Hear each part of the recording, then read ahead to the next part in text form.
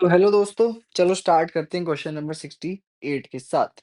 तो question number 68 बड़ा ही simple सा क्वेश्चन है। देखो ऐसे कहानी टाइप लिखा हुआ है, थोड़ा कंफ्यूजिंग लगता है दिखने में, पर ये एक्चुअली है नहीं। चलो मैं ओपन अप कर लेता हूँ क्वेश्चन।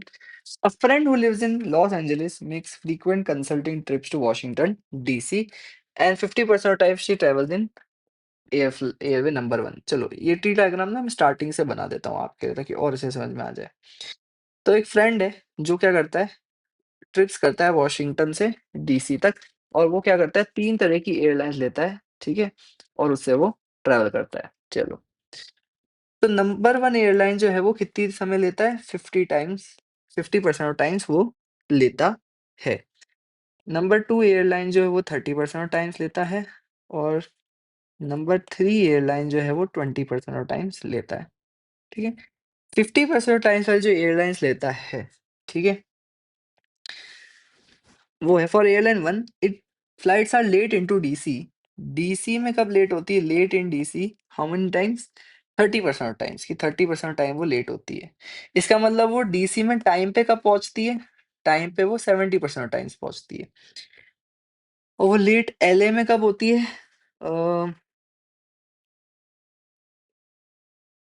10% टाइम्स, कि वो 10% टाइम्स एलए में लेट होती है।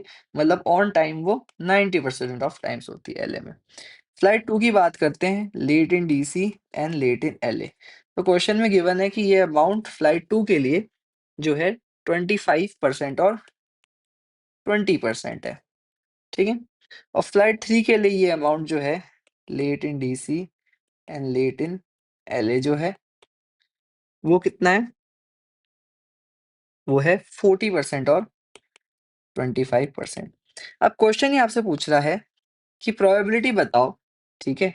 Given that if we learn that on a particular ship she arrived late at exactly one of the two locations, कि वो दोनों में से किसी एक लोकेशन पे, बस एक पे ही लेट आई, मतलब एक पे वो टाइम पर आई और एक पे लेट आई, ये गिवन है। So what is the probability of having flown in airline 1, 2 and 3? तो मैं 1 के लिए निकाल देता हूँ, 2 और 3 आप खुद से निकाल देना।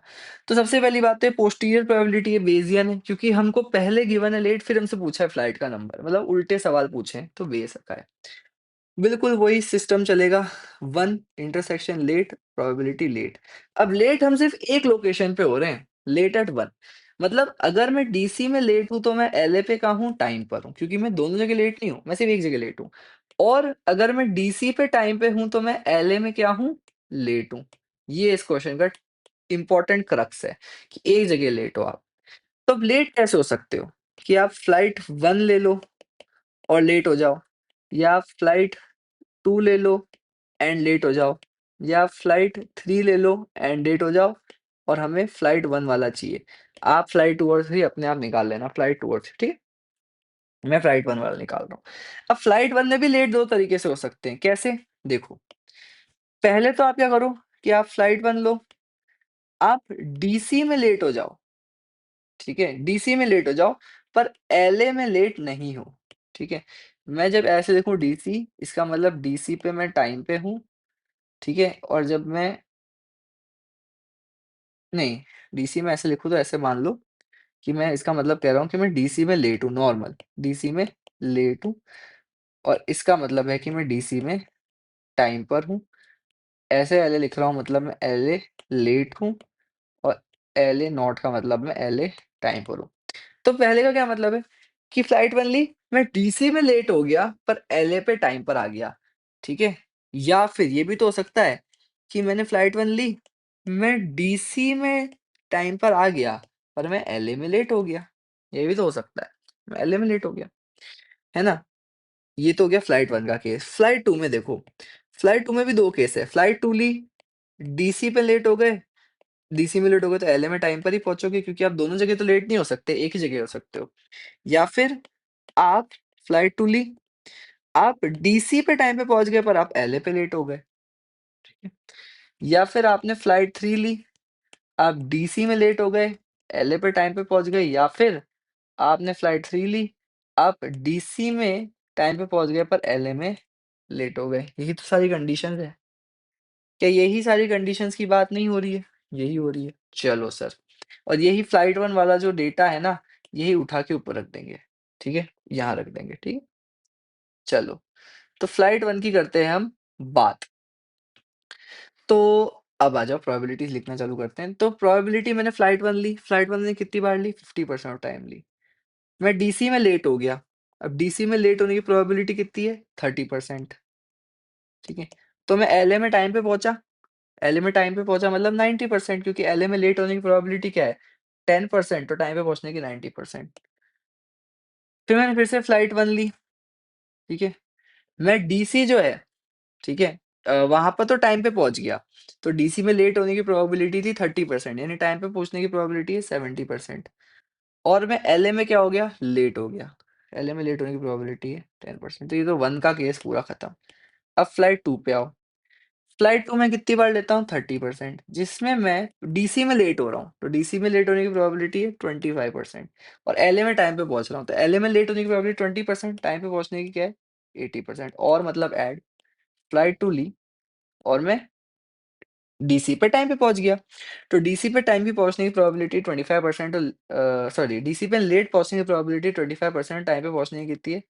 75%। और मैं एलए में लेट हो गया, व्हिच इज़ 20%। या फिर मैंने फ्लाइट 3 ली, फ्लाइट 3 जो मैं 20% ऑफ टाइम लेता हूँ, और मैं डीसी में पहले क्या देख रहा हूँ, डीसी में लेट पहुँचा। तो डीसी में लेट पहुँचा 40%, एलए में टाइम पे पहुँचा, तो एलए में टाइम पे मैं 25% लेट पहुँचता हूँ, तो 75% टाइम पे पहुँचता हूँ, ठीक है? या फिर मैंने ये फ्लाइट ली, मैं डीसी जो है टाइम पे पहुँच गया, तो डीसी लेट 40% टाइम पहुँचता हूँ, तो टाइम पे कितनी पहुँचूँगा? 60% ऑफ टाइम। और एलए लेट पहुँचा, तो एलए में लेट पहुँचा 25%, ठीक है? और जो यही चीज़ है, यही मैं ऊपर उठा के रख दूँगा यहाँ पर। चलो, कैलकुलेट कर लो इसको। ये आपका निकल के आएगा 0.135 plus 0.035, 0.06 plus 0.045 plus 0.06 plus 0.03। Actually क्या है ना, मैं ऑलरेडी ये रिकॉर्ड कर चुका था, पर मेरा माइक ऑन नहीं था, ठीक है? तो दिक्कत हो गई थोड़ी-सी। तो इसलिए मेरे को आंसर्स मैंने नोट डाउन ही कर रखे हैं। तो ये आंसर आएगा 0.46575। तो ये हो गया 1 वाला। अब सेकंड वाले में पता है क्या करते? सेकंड वाला पूछता फ्लाइट का, तो ये वाला इसकी जगह रख देते। थर्ड वाले में ये वाला इसकी जगह रख देते। ठीक है? ओके। क्वेश्चन 73 आओ। वो भी क्वेश्चन इंपॉर्टेंट अभी करा देता हूँ। ठीक है? वो भी इजी क्वेश्चन है, इंडिपेंडेंस का क्वेश्चन है। चलो ओपन बुक ओपन करने दो। ये आ गया question 73। Suppose identical dog tags are placed on both left and right ear of a fox. कि एक फॉक्स है मेरे पास, उसके लेफ्ट तथा राइट ईयर पर मैंने क्या करा है? डॉग टैग्स लगा दिए। A placed on left and right ear of fox. The following then let loose for a period of time. Consider C1 is left ear lost. कि ये lost हो गया, तो C1 प्राइम क्या हो गया? ये lost नहीं हुआ। C2 is right ear का टैग lost हो गया, तो C2 प्राइम क्या हुआ? राइट ईयर का टैग लूज नहीं हुआ। और इन दोनों की प्रोबेबिलिटी है C1 और C2 की पाई। तो C1 और C2 पाई की इसकी क्या है? 1 माइनस पाई। डन है? यहाँ तक ठीक है। और कह रहा है C1 and C2 are independent. इसका मतलब क्या हुआ? This implies that C1 C2 not, C2 not C1, C1 not C2 not, other combinations are also independent। ये मैंने आपको पढ़ाया था। चलो, अब ये पूछ रहा है derive an expression involving pi for the probability that exactly one ear tag is lost, that exactly one tag is lost given that at most one is lost, at most one is lost। चलो, very important. भाई साहब पहले मेरे को बताओ, exactly one tag is lost का क्या मतलब है? कि या तो लेफ्ट वाला लूज हुआ हो, और राइट वाला और हिंदी वाला और राइट वाला लूज नहीं हुआ हो, है ना? या फिर लेफ्ट वाला लूज नहीं हुआ हो एंड राइट वाला लूज हो गया हो। ये था एग्जैक्टली वन। एग्जैक्टली वन मतलब लेफ्ट वाला लूज हुआ सिर्फ, राइट वाला नहीं हुआ, या फिर राइट वाला हुआ लेफ्ट वाला नहीं हुआ। ठीक है। एट मोस्ट वन का क्या मतलब होता है? कि या तो कुछ भी लूज नहीं हुआ या फिर एक लूज हुआ। तो कुछ भी लूज नहीं हुआ मतलब C1 भी लूज नहीं हुआ एंड C2 भी लूज नहीं हुआ। C1 भी लूज नहीं हुआ एंड C2 भी लूज नहीं हुआ।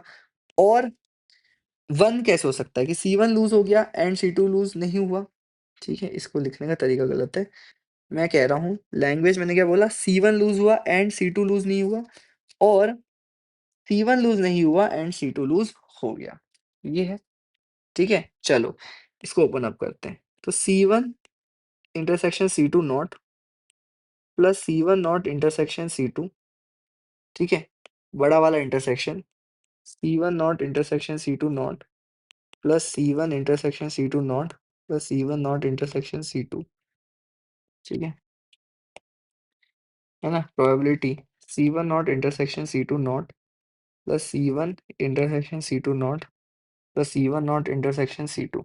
अब मेरे को बताओ इन दोनों में कॉमन क्या है? बड़ी सिंपल बात है। देखो ये चीज़ C1 intersection C2 not, C1 not intersection C2 दोनों में दिख रही है। तो यही तो कॉमन हो गई। तो कॉमन ऊपर से क्या हो गया ये? इंटरसेक्शन मतलब कॉमन ही तो होता है। ठीक है,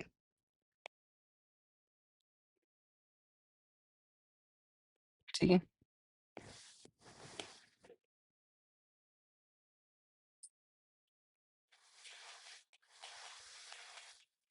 ये हो गया?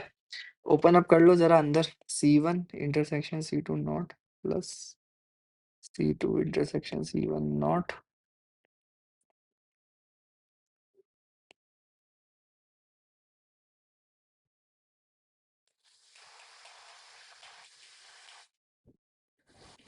ओके। अब मुझे पता है कि जब इंडिपेंडेंट इवेंट्स होते हैं तो probability of A intersection B is probability of A times probability of B. तो बस खत्म बात। तो ये हो जाएगा probability of C1 times probability of C2 not plus probability of C2 times probability of C1 not probability of C1 times probability of C2 not plus probability of C2 times probability of C1 not plus probability of C2 not times probability of C1 not.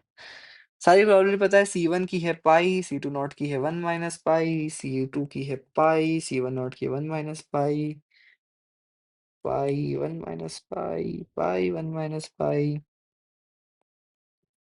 1 minus pi, 1 minus pi. Okay, open up करो।